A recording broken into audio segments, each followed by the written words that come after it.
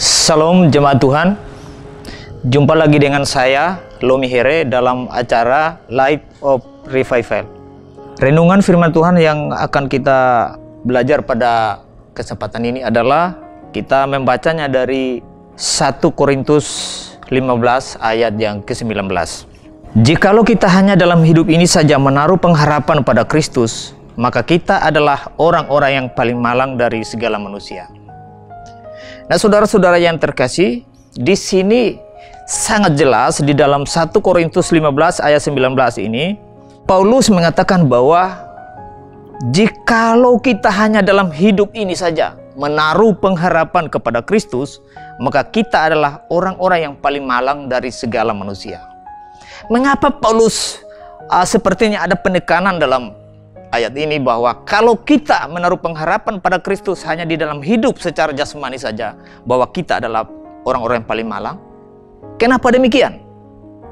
Hal yang pertama adalah bahwa jika kita berpusat atau orientasi hidup kita hanya pada hidup secara jasmani saja, maka sudah tentu itu adalah sia-sia. Kenapa sia-sia? Karena tentu bahwa kehidupan atau hidup jasmani ini yang menjadi prioritas kita, itu tidak akan membawa keselamatan bagi jiwa kita. Itu akan membawa kebinasaan. Saudara-saudara memang tidak luput dari hal-hal seperti ini yang dialami atau yang dilakukan atau yang diprioritaskan oleh orang-orang Kristen. Bukan saja mereka adalah jemaat atau orang awam, tetapi adalah mereka-mereka yang adalah mengaku yang menjadi hamba Tuhan, orang-orang yang melayani di dalam gereja, hanya berpusat pada hidup jasmani ini saja. Mereka selalu mengajar bahwa mari kita percaya kepada Kristus supaya kita kaya secara jasmani, supaya kita sembuh dari sakit penyakit secara jasmani, dan lain-lain sebagainya. Justru itulah Paulus memberikan penekanan di sini bahwa jika kita hanya mengharapkan Kristus, hanya percaya pada Kristus demi hidup jasmani ini saja, itu adalah sesuatu yang malang bagi kehidupan kita. Itu hal pertama. Dan hal yang kedua, supaya kita tidak sia-sia, kita harus percaya kepada Dia sebagai Tuhan dan Juru Selamat kita. Kita adalah manusia berdosa yang harus binasa, masuk neraka. Tetapi Kristus datang ke dunia, menjelma jadi manusia. Dia mati di kayu salib untuk menggantikan kematian kita dari dosa itu. Itulah alasannya, supaya hidup kita tidak sia-sia, hidup kita tidak binasa, kita harus menerima Kristus sebagai Tuhan dan Juru Selamat. Itu poin kedua bagi kita. Itu sangat penting. Jadi kita perlu ingat bahwa hal utama dan yang paling pertama yang menjadi orientasi kita, prioritas kita adalah beriman, menerima Yesus sebagai Tuhan dan Juru Selamat. Supaya ketika kita pindah dari sini, kita punya tempat di surga bersama-sama dengan Kristus. Di rumah Bapakku banyak tempat tinggal. Itu bagi siapa? Bagi mereka yang terima Dia sebagai Tuhan dan Juru Selamat.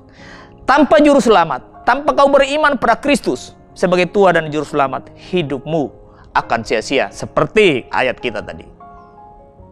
Dan hanya itu saja yang bisa membuat manusia selamat. Tidak ada usaha, tidak ada perbuatan baik apapun yang bisa menyelamatkan manusia. Ingat saudara-saudara, banyak orang hari ini mencari Kristus demi jasmani tetapi bukan yang rohani. Bagaimana dengan saya? Bagaimana dengan Anda? Bagaimana dengan saudara-saudara? Jika kita hanya dalam hidup ini saja menaruh pengharapan pada Kristus, maka kita adalah orang-orang yang paling malang dari segala manusia. Itu kata firman Tuhan. Kalau saudara tidak mau malang, terima Yesus saat ini juga. Kiranya firman Tuhan memberkati kita. Amin. Mari kita berdoa. Bapa di surga, pada kesempatan ini kami sungguh bersyukur kepadamu. Ketika ada kesempatan, waktu yang indah yang Kau berikan bagi kami, terkhusus napas kehidupan. Kami juga sudah boleh menyampaikan firman-Mu, walaupun singkat, tetapi kami mohon supaya Roh Kudus memberikan pencerahan bagi kami hari lepas hari, supaya kami boleh dikuatkan, supaya kami seturut dengan firman Tuhan. Di dalam nama Yesus, kami berdoa kepada Bapa di surga. Amin. Jemaat Tuhan, mari jadikan firman Tuhan sebagai pelita dan terang bagi jalan hidup kita. Salam.